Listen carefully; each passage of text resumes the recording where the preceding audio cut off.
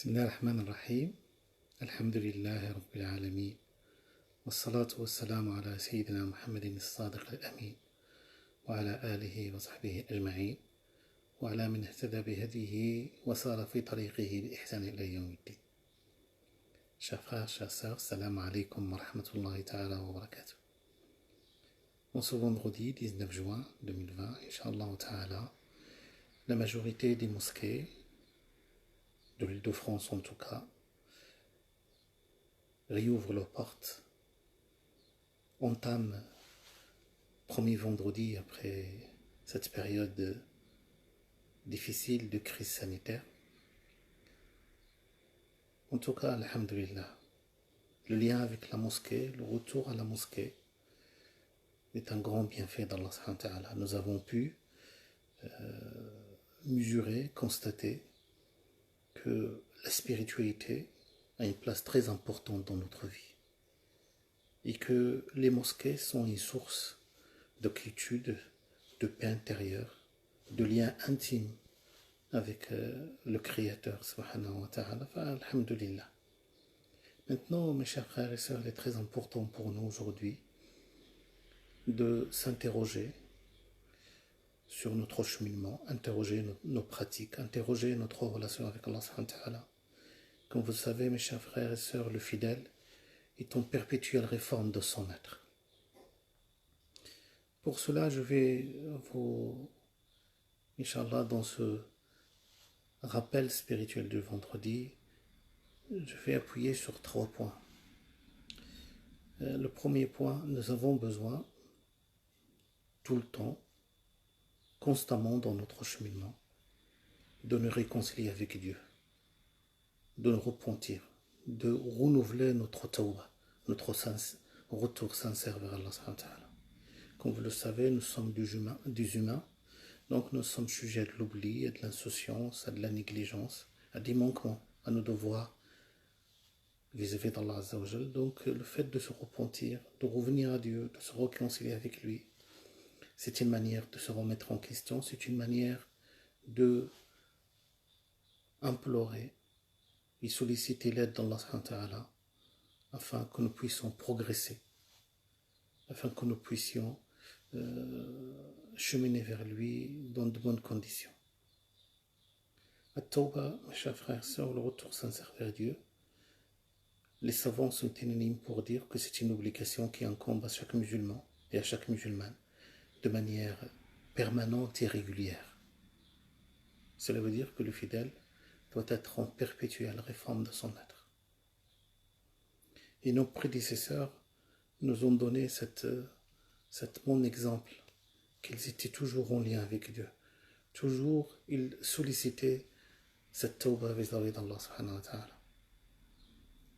Ibn al-Qayyim Jawziyya nous disait que même c'est dans notre cheminement, nous éprouvons des difficultés, nous avons des obstacles dans notre ego, etc.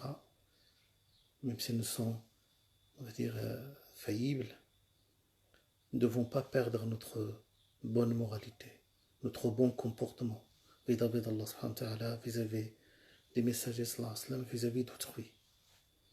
Parce que grâce à ce bon comportement, grâce à ce adab, akhlaq, ces bienséances que nous avons vis-à-vis de Dieu et vis-à-vis des messagers sallallahu alayhi wa sallam, on peut atteindre les plus hauts degrés de paradis.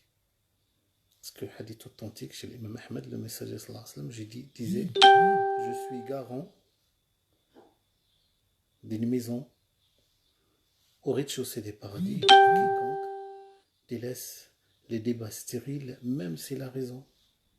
Les débats qui suscitent, on va dire, animosité, conflit de cœur, vaut mieux les éviter, même si on a raison. Et je suis garant d'une maison au milieu du paradis pour quiconque délaisse le mensonge, même s'il le faisait en rigolant. C'est-à-dire que le messager sallallahu alayhi wa sallam nous apprend à être vigilant, à avoir un langage juste, à être vrai dans ses paroles, à être vrai dans ses actes, à être vrai dans ses engagements. Donc le mensonge, même en rigolant, même sur le ton de la rigolade, il faut l'éviter afin de ne pas prendre l'habitude. Et puis, En dernier lieu, il disait, et je suis garant d'une maison au plus haut degré du paradis pour quiconque a une bonne moralité, pour quiconque a un bon comportement, pour quiconque a des valeurs. Donc ça, c'est très important, mes chers frères. Deuxième point qui est très important, c'est que, vous savez, dans cette période des confinements, nous avions largement le temps d'une longue introspection, d'une intériorité sincère. Et cela doit nous interpeller sur notre temps. Le temps, c'est la vie. Et nous devons mieux l'exploiter.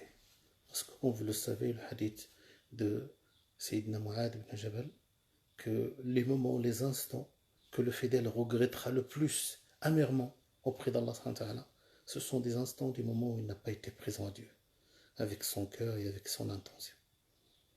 Donc essayons de mieux gérer notre temps, mieux de remplir notre temps par des actes qui nous rapprochent de Dieu, par des actes qui nous amènent à être meilleurs moralement et spirituellement. Dans la vie des fidèles, comme vous le savez, mes chers frères et sœurs, il y a des actes qui nous incombent une fois dans la vie, tel le pèlerinage à la Mecque.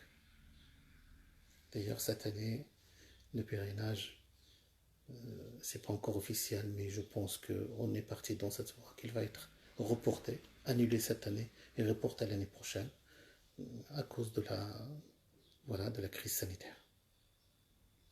Il y a des actes qui incombent aux fidèles une fois dans la vie, tel le pèlerinage à la Mecque. Il y a ceux qui incombent une fois dans l'année, tel le jeûne du mois de Ramadan. Il y a celles qui lui incombent qu'occasionnellement. Le fait de soutenir quelqu'un dans le besoin, le fait de suivre un cortège funéraire, de visiter un malade.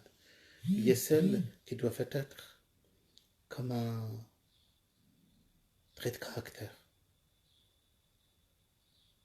comme une habitude dans le comportement des fidèles, telle la pudeur, l'honnêteté, l'intégrité. Donc dans notre vie, nous avons le temps justement d'avoir les pieds enracinés dans le temps de l'adoration, de la présence à Allah, de la spiritualité, et non le temps de l'oisiveté, le temps de laisser aller. Nous vivons dans une époque, comme vous savez mes chers frères et sœurs, qui est très difficile, où il est de plus en plus difficile d'être, où il est de plus en plus difficile de témoigner de sa foi. Donc nous avons besoin de mieux gérer notre temps, de mieux l'exploiter pour un meilleur être moral et spirituel. Imam Ali, karramallahu wajhah, disait que ce qui reste de votre vie est inestimable, parce que vous pouvez faire revivre votre spiritualité, vous pouvez créer encore un éveil spirituel et vous pouvez rattraper toutes les choses que vous avez ratées. Et surtout, vous avez l'occasion de vous réconcilier avec Allah subhanahu wa ta'ala et accéder à son amour.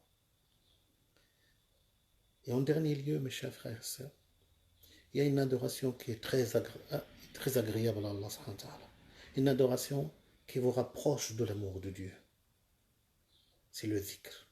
Le dhikr n'a pas de moment, n'a pas d'instant, n'a pas de temps précis. Vous pouvez le faire dans toutes les situations. L'imam Ahmed, ce hadith, rapporté par l'imam Ahmed, hadith authentique, le messager sallallahu alayhi wa sallam nous parle lorsque Moïse alayhi salam a parlé avec Dieu. Vous savez, Moïse, c'est parmi les messagers de Dieu qui ont parlé avec Dieu. Kalimullah, on l'appelle. Il a interrogé Dieu, il a dit Ya Rabbi ayyu ibadika ahabbu ilayk. Seigneur Dieu, qu'il est parmi tes adorateurs, tes adoratrices, celui que tu aimes le plus. Qala alladhi yadhkuruni wa la yansani. Celui ou celle qui m'invoque, qui m'évoque, qui me mentionne et qui ne m'oublie pas. Imam Tirmidhi rapporte le hadith selon Abdullah ibn Busr, hadith authentique, qu'un homme interrogea le messager sallallahu alayhi wa sallam en disant au messager, les portes du bien, les actes du bien en islam, les actes de piété sont tellement nombreuses. Les portes du bien sont tellement nombreuses, je ne peux les accomplir en totalité. Alors je veux que vous me donniez une seule action. Si je la fais, je l'accomplis, je vais rattraper tout ce que j'ai raté dans les autres que je ne fais pas. Et le messager sallallahu alayhi wa sallam lui a dit, La yazalu lisanuka rataban bi dhikrillah. Que ta langue ne cesse de mentionner Dieu. Que ta langue ne cesse de mentionner Allah subhanahu wa ta'ala. Qu'Allah Azza wa Jalla nous permette de le mentionner, de l'invoquer, d'être présent à lui, parce que c'est celui qui mentionne, celui ou celle qui mentionne Dieu, il a ce privilège d'être en compagnie des tout miséricordieux. Et si Dieu est avec vous, si Dieu est en votre compagnie, vous êtes le plus chanceux, la plus chanceuse de l'humanité. Qu'Allah nous permette d'être présent à lui, de vivre notre foi intensément, de goûter les deux sorts de la foi, de témoigner de notre foi et d'être les dignes héritiers du messager Muhammad sallallahu alayhi wa sallam. Assalamu alaikum wa rahmatullah. اللهم تقبل منا انك السميع العليم وتب علينا فانك انت التواب الرحيم وصل اللهم وسلم وبارك على حبيبنا محمد والحمد لله رب العالمين.